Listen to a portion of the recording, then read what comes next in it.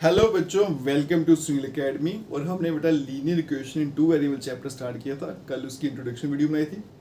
आज हम करेंगे बेटा उसकी एक्सरसाइज 4.1 कंप्लीट। छोटी सी एक्सरसाइज है, बड़ी ज़्यादा आसान एक्सरसाइज है बेटा।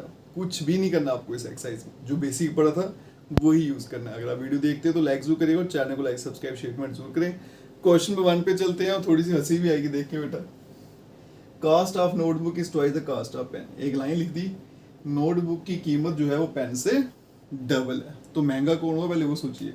जैसे मैं कहता हूँ कि मैं किसी से 2 गुना ज़्यादा अमीर हूँ, तो अमीर कौन हुआ? मैं हुआ। जिसके साथ वो 2 लगा वो नहीं हुआ। तो नोटबुक की कीमत पेन से दुगनी है, तो महंगा कौन हुआ? नोटबुक। पेन क्या हुआ? सस्ता हुआ। लीनियर इक्वेशन लिखो टू वेरिएबल में टू रिप्रेजेंट दिस स्टेटमेंट। यहाँ तक तो ठीक है जी। लीनियर इक्वेशन लिखी टू वेरिएबल में स्टेटमेंट को बताने के लिए। अब आगे पढ़िए। Take the cost of notebook to be rupee x and pen to be rupee y. ये आपकी बुक में दियो हिंट मैंने जानबूझ के लिखा है। कहता है कि नोटबुक की कास्ट को एक्स ले लीजिए और पेन की कास्ट को वाई ले लीजिए। इतना काम भी आपको उसने करके दे दिया बुक में। अब आपने क्या करना है? सिर्फ 2 लगाना है और आपका आंसर आ जाना है। मतलब सोल्यूशन का भी आधा हिस्सा आपको हिंट में ही दे दिया हुआ है। अब इससे आसान काम क्या होगा? सिर्फ 2 लगाएंगे और आपका आंसर आएगा। ठीक है जी। अब यहाँ देखिएगा बेटा, ये है linear equation in two variable. ठीक है, तो 2 अल्फाबेट यूज होने, एक एक्स और एक वाई। चीजें भी आपको 2 ही दी होंगी। एक के लिए एक्स ले लेंगे, एक के लिए वाई। वो आपको यहाँ लिखा भी था। लेट करेंगे कॉस्ट ऑफ नोटबुक। ये आपको क्वेश्चन में भी दिया हुआ है। कुछ नहीं करना। अगर एग्जाम में क्वेश्चन आ गया तो आपकी चांदी है भाई। सिर्फ 2 लगाना, वो मैं बताता हूँ कहाँ लगाना। लेट कर लेंगे कॉस्ट ऑफ पेन कितना रुपी भाई। ये आप वहां से उतार के लिख सकते हो। अब अकॉर्डिंग टू क्वेश्चन एक ही काम करना है बेटा, 2 लगाना है, क्योंकि ट्वाइस मैंने यहाँ पढ़ लिया। अब 2 किसके साथ लगाऊं वो देखिएगा। अब देखो बेटा, नोटबुक महंगी है मैंने बता दिया आपको, और पेन सस्ता है। ठीक है, ये नोटबुक है, ये पेन है बेटा। ठीक है, ये महंगा है, इसको ऊपर रखता हूँ, ये सस्ता है, इसको नीचे रखता हूँ। मैथ में क्या होता है? इक्वेशन होती है। इक्वेशन क्या करती है? दोनों को बराबर करती है। तो मुझे 2 अगर मैं इसके साथ लगाऊंगा ना तो ये और बड़ा हो जाएगा।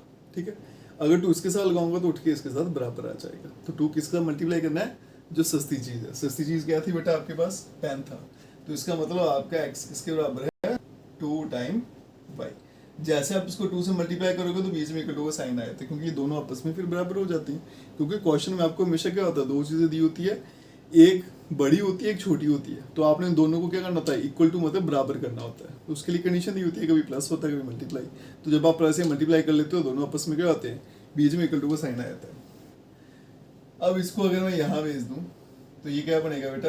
x minus 2y equals to 0। तो कुल मिला के आपने सिर्फ 2 से मल्टीप्लाई किया। ये भी आंसर है। थोड़ा और अच्छा आंसर लिखना है तो इसको उठा के यहाँ भेज दो, और इसके साथ ही आपका ये क्वेश्चन खत्म। अब मुझे बताओ आपने इसमें क्या किया? बोला था ना सिर्फ एक 2 लगाना है। आधा क्वेश्चन आपको लिख के दे दिया हुआ था, बस आपने एक 2 लगाना था। बस वो पता करना था 2 किसके साथ लगाना है। और बता दिया बेटा, जो सस्ता होगा उसी के साथ प्लस माइनस 2 सब कुछ होता है, महंगे के साथ नहीं होता। अगर महंगे साथ लगाओगे वो और महंगा हो जाएगा। तो आपने दोनों को बराबर लाना है। ठीक है, ये आ गई आपकी statement linear equation two variable के फॉर्म में। खत्म। चलो क्वेश्चन नंबर 2 पे उसको भी देख लीजिए। Express the following linear equation the form of a x plus b y plus सी।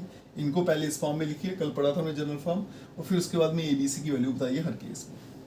अब यहाँ देखना बेटा,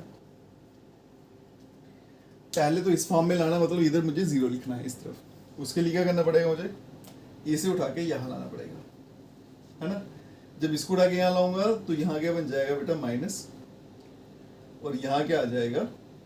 0। बन गई इक्वेशन। वैसे जैसे इक्वेशन बन जाए तो उसके बाद में मुझे क्या करना है बेटा? ए बी सी की वैल्यू लिखनी है। और कल हमने ये किया था कि ए बी सी की वैल्यू क्या आती है। यहाँ पे पहले मैं ए लिख लेता हूँ, फिर बी लिख लेता हूँ, फिर कामा डाल के सी लिख लेता हूँ। अब एक्स के साथ वाला नंबर ए होता है, वाई के साथ वाला बी होता है, और तीसरा जो बच गया वो सी होता है। तो यहाँ से अगर देखो तो ए की वैल्यू 2 है, बी की वैल्यू 3 है, और सी की माइनस 9.35 और ऊपर बार।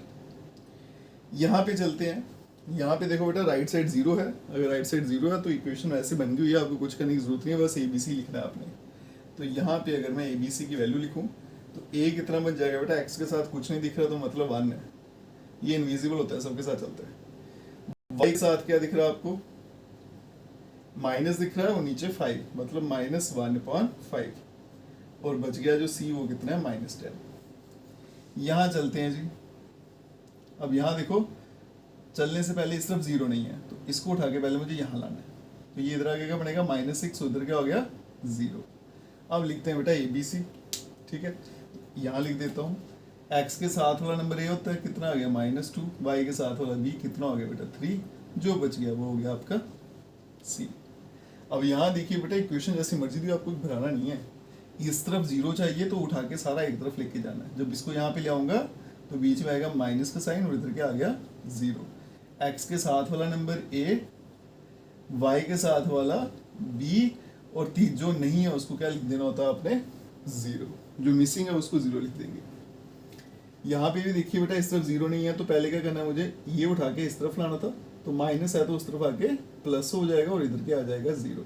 तो a की वैल्यू 2, b हो जाएगा बेटा 5, c तो मुझे पता नहीं तो क्या हो जाएगा 0।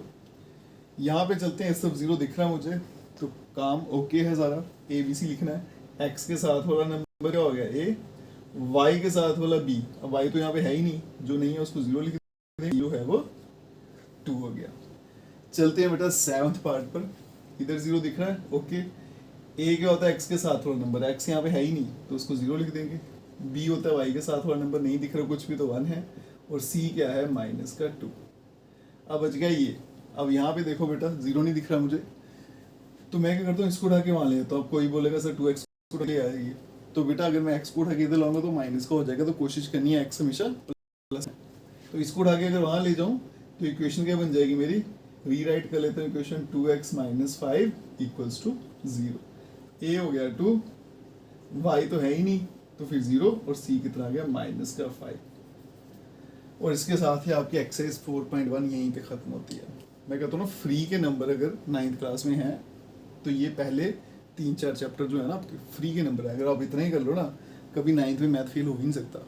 आगे ज्योमेट्री वो थोड़ी सी टिपिकल होती है, लेकिन जो आपका पार्ट नहीं है, जैब्रिक पार्ट जो सॉल्व करने वाले हैं, वो बड़े आसान चैप्टर है। इससे नेक्स्ट है यूक्लिड लेमा, वहाँ पे बस लेमा याद करने काम खत्म, उसके बाद में आपकी ज्योमेट्री थोड़ी शुरू हो जाती है। ठीक है, आज की वीडियो यहीं तक रखते हैं, कल करेंगे इसकी नेक्स्ट एक्सरसाइज सॉल्व। अगर वीडियो देखते हो तो लाइक जरूर किया करिए और चैनल को लाइक शेयर जरूर करें। Best of luck.